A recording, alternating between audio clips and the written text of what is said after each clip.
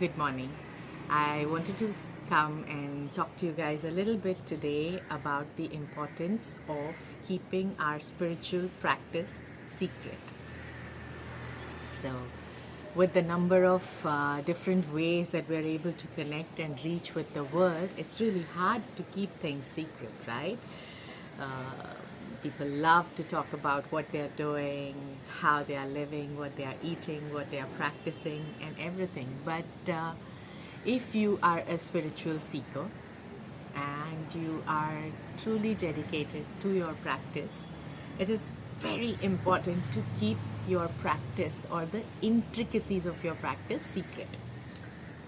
So, most of the times that we tell people about how and when we meditate, right? Like how many malas I do, how many hours I meditate, how many Surya Namaskars I did. So, it could be your asana practice, it could be your workout, it could be your spiritual practice.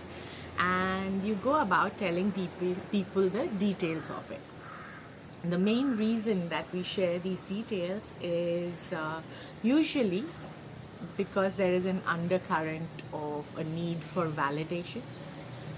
We want to tell people how much we are doing. We want sort of a pat on the back. We want to be appreciated.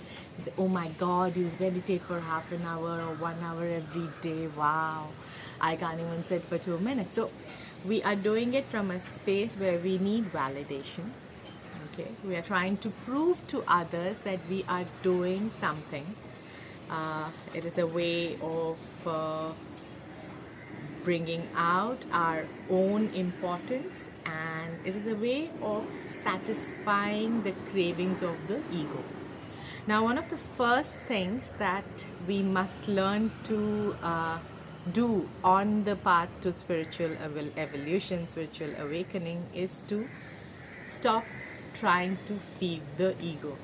Okay, don't feed the ego, because it is a trap where your practice becomes more about something which is mental, something which is material, something which is there for show and display, and the real fruits of the practice will evade you.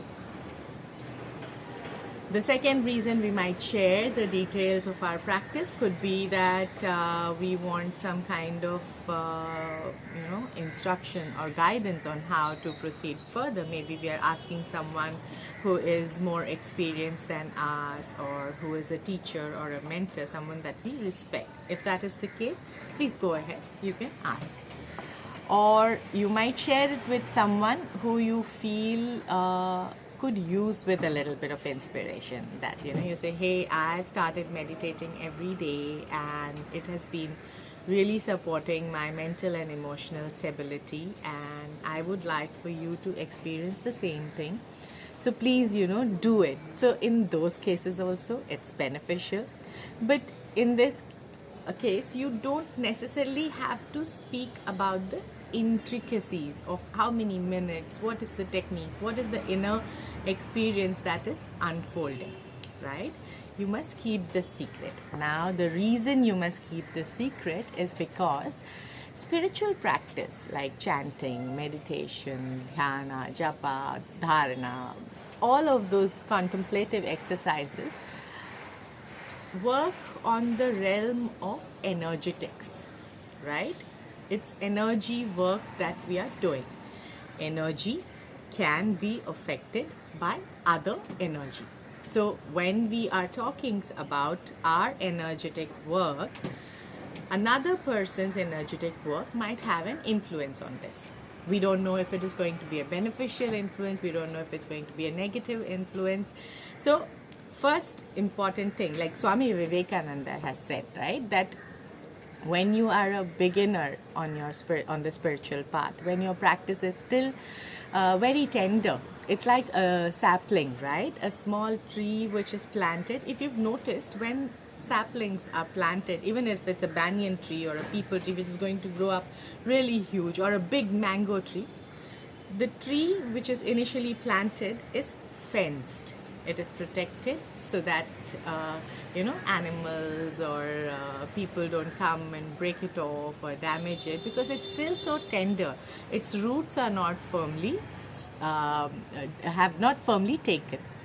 So as a spiritual practitioner, when your practice is still very tender and you start talking about it in the very, like, you've just been doing it for a week or a month or even like 5-6 months or something like that, it's still very tender, it's still very new, and it must be protected with just as much care, possessiveness and affection as you would take care of a sapling or a little baby.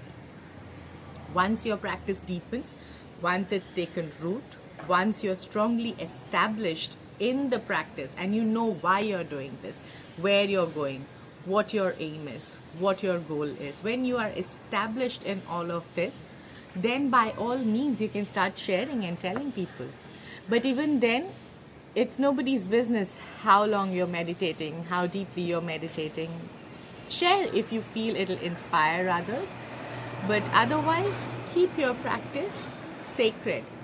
Another thing that happens is that when we chant, when we do these kind of practices, we are building a sense or building energy, right? So if I do 1 mala, 2 mala, 3 mala, I'm using the same string. It's like suppose you're taking a road to through a garden, or and you are going to see a particular plant, or if you see in villages when people go and they have to fetch water, you walk the same path again and again. When you walk that path repeatedly, the place gets furrowed, it leaves a mark, right? The grass clears out from just that much space and you can see that someone has been walking here. Spiritual practice is like that. But on the energetic realm, right? It'll help it will reshape your DNA. It will reshape your inner space of your mental space. It will reshape how you think, how you feel, how you behave. But the path that you're taking or the practice that you're doing is building a certain energetic pathway. Right? So when we are walking down the same path physically, it's evident, like you can see that, hey, okay, someone's been walking here. Same way, when you do spiritual practice and you dedicate yourself to a particular practice again and again, you create a furrow, you create a path, you create an energetic momentum. So this momentum is purely because of your energy, maybe your guru's energy, maybe your guru bhai or guru behan, they are coming, or your partner, you're doing it together, but it has to be a concentrated effort in order for the energy to be pure and truly yours. So again, protect it. And the best part is that when you're on the spiritual path and when you're really truly progressing, you won't need to tell anybody. When your progress is real, it'll be evident to those around you. Let your energy speak. Let your presence speak. Let it show in the way that you live your life. Okay, my guru's words are inspirational, but the greatest lesson that I learned from my guru is the way that she lives her life. The energy that she exudes, the calm and the peace, the stillness which dawns upon me the moment I enter her presence.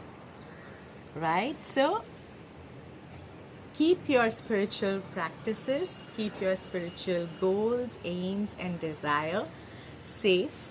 They are precious. Keep them with you. Share them with your guide, with your teacher. Be committed to them. Don't share them with others. Don't let the energy fritter away. And let your growth speak for itself.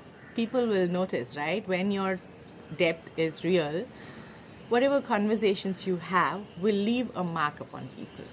Whatever wisdom or advice or simple directions that you give people will come from a space of depth and intuitive, divinely guided wisdom. Let that be your mark. Let that show the world, instead of you telling them that, hey, I meditate every day for 5 hours, or I do 20 malas every day. There is absolutely no need to holler it out at the world. Let the energy speak for you. So that's it for today. If you want any more inspiration, guidance, or suggestions on this particular topic, I would love to talk a little bit more. Tell me what you think. Have you been stuck in the trap of needing validation? What can you do to shift this? What can you do to shift away from the space where you need others to appreciate you and your efforts for your effort to mean something? Right? Have a great day. See you again.